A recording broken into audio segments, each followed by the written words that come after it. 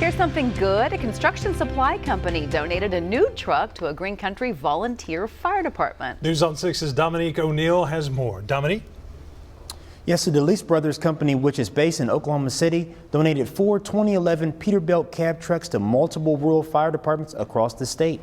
This includes Canute, Meeker, Rush Creek, and Turley Fire Department on North Peoria. The trucks will assist the department with much needed resources such as storage of water supply that will help the nearby communities.